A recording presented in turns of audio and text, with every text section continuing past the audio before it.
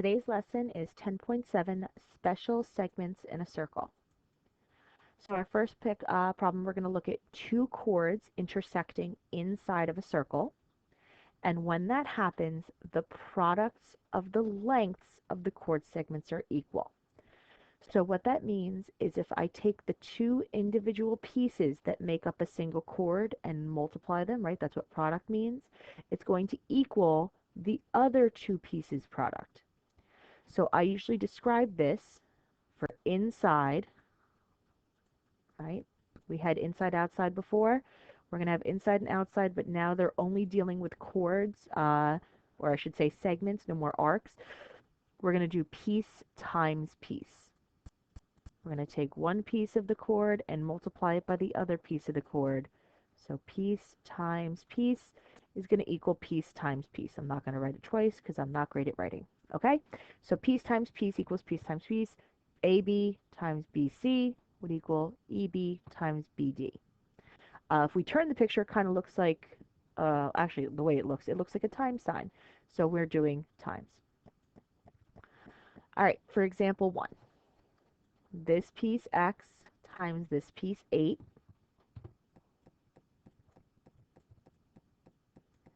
would equal this piece 12 times this piece 9, right? The two pieces that make up a single chord get multiplied. So we really have 8x equals 108. And we're going to divide both sides by 8. And we get x is 13.5. All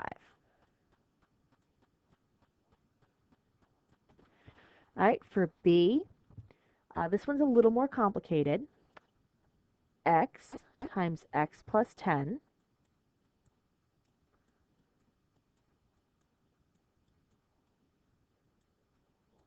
is going to equal x plus 4 times x plus 2. I'm going to make sure to put both of these in parentheses because I actually have to distribute here twice. All right, I'm going to distribute the one time here, so we get x squared plus 10x. But on the other side, I'm going to take the x and distribute it to both. So x squared plus 2x. I'm going to hold on because I'm also going to get 4x. So 2x and 4x is 6x. And then 4 times 2 is 8.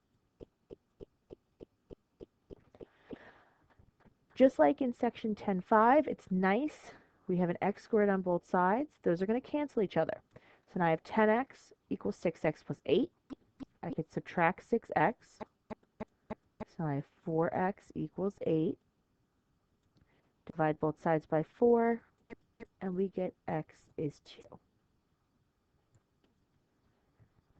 All right, you're going to try the next two, hit pause, and when you're ready, check your answers.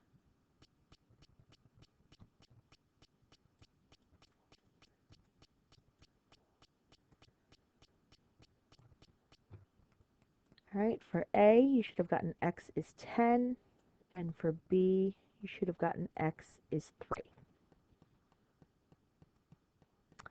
For example 2, we have the true shape of a rainbow is a complete circle. However, we only see the arc of the circle that appears above the Earth's horizon. What is the radius of the circle containing the arc of the rainbow shown?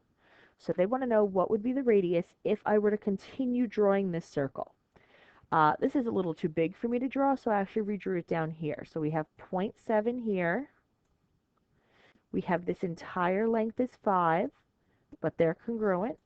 So I'm going to split that right away and get 2.5 and 2.5. And we know what we just learned is I could do piece times piece, which means I'm going to call the rest of this piece x, because I can find this entire length here.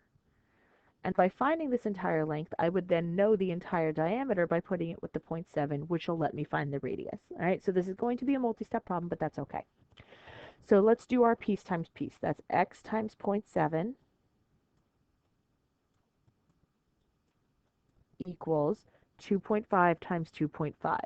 And I'm actually going to write the product already. 2.5 times 2.5 is 6.25. So now I'm going to divide both sides by 0.7, and we get 8.93. So 8.93 is just from this part of the diameter all the way down.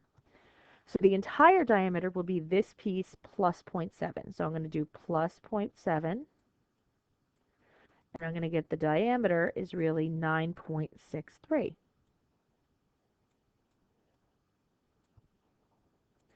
And what they're asking for is the radius. So we know we get the radius by cutting the diameter in half. So the radius is 4.81. All right, I kept that in the calculator before, that's why it's not exactly half. And this was in terms of miles. Okay, do another one, same idea. We have the highest point or apex of the Astrodome is 208 feet high. So we're assuming this is the ground, and this is the highest point, and that's 208. We know the entire diameter would be 710. So that's from the very tippy top straight down to the bottom would be 710. So I'm going to take 208 away from 710 to put over here 502. So I know this piece of the diameter is 208, this piece is 502, and together it's 710. We want to know how long is the stadium from one side to the other. So we want to know this entire distance.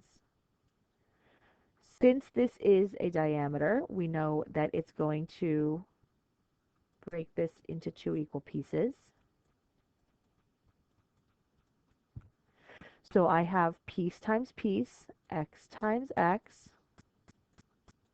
equals piece times piece, 208 times 502. So we're going to get x squared equals 104,000, sorry,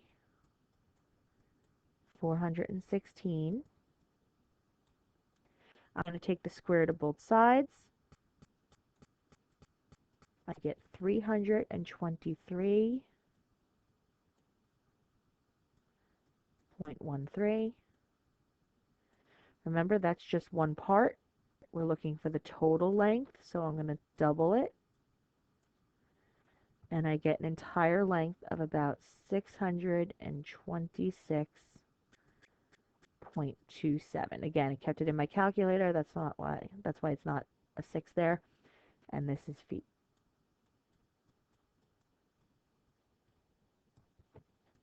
All right, you're going to go ahead and try the next one. Pause, and when you're ready, check your answer.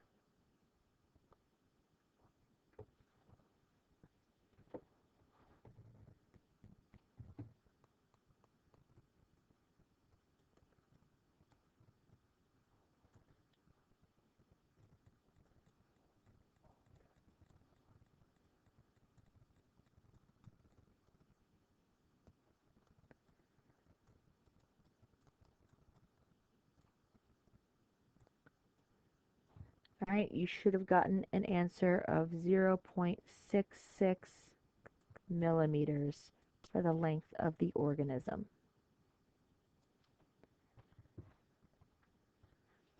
All right, the other kind of problem we're going to have is not when it's two chords intersecting inside, but two segments intersecting outside. And both scenarios here are going to use the same formula. So when I have two secants intersecting outside a circle, I actually end up with a part of the segment that's outside and a part that's inside. And together they make the whole secant segment.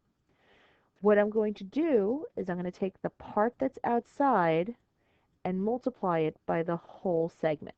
And then I'm going to take the part that's outside and multiply it by the whole segment.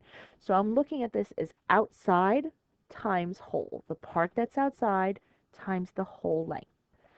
I could also do that if it's a secant segment and a tangent segment. The part that's outside times the whole thing, the part that's outside, and now in this case, the whole thing is the part that's outside. So it's kind of like that segment squared, if you want to look at it that way. But you can always use outside times whole equals outside times whole. So in this example, we're going to do outside times whole. So the part that's outside is x. The whole segment is the x and the 9 together. And remember, we're not multiplying them, we're adding them. So it's x plus 9.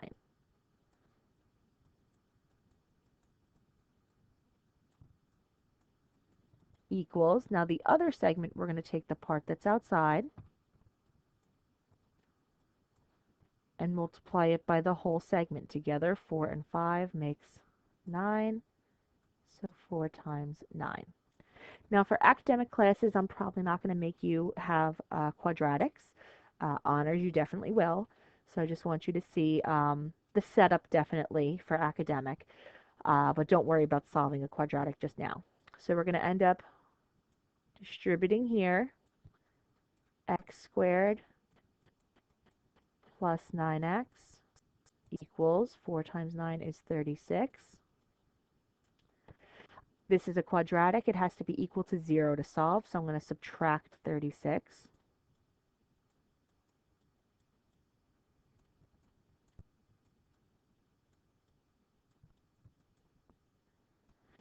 I'm looking for what multiplies to negative 36 and adds to positive 9.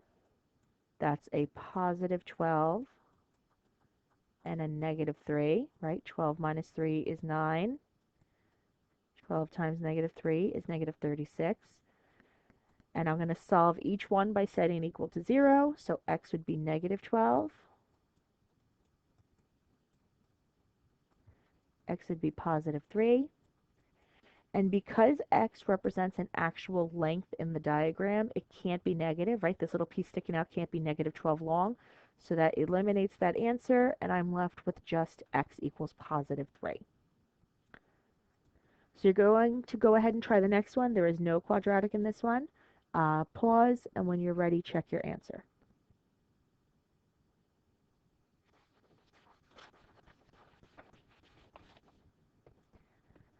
Just so you could see the setup, I'm going to show you it was 8 times 8 plus x equaled 10 times 10 plus 24, or 34. And your final answer should have been 34.5. All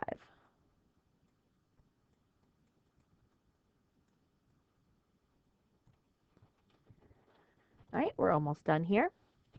So in example 5, again, this is going to end up being a quadratic. So for academic, I wouldn't make you solve one like this, but you should still understand how to set it up. So we're doing outside times whole again. The part outside here is x. The whole thing is when I add together x plus 2. So x plus x is 2x plus 2.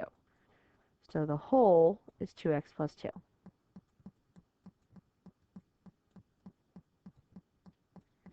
Equals, outside is 12, times the whole thing, there's nothing to add to it, is still just 12. So I'm going to distribute here, right? X times 2x is 2x squared. X times 2 is 2x. Equals 12 times 12 is 144. I can actually divide everything in this equation by 2. So now I get x squared plus x equals 72. I know every quadratic has to be equal to 0 to solve, so I'm going to subtract 72.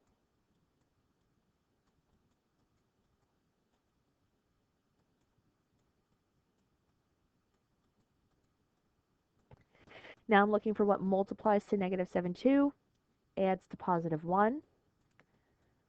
That's positive 9 and negative 8. Right? 9 minus 8 is 1. 9 times negative 8 is negative 72. If I set each equal to 0, I get x is negative 9, x is positive 8. Again, x represents a length, so we can't have a negative length, so my answer is x is 8. So you're going to try the very last one. Pause. When you're ready, you could check your answer.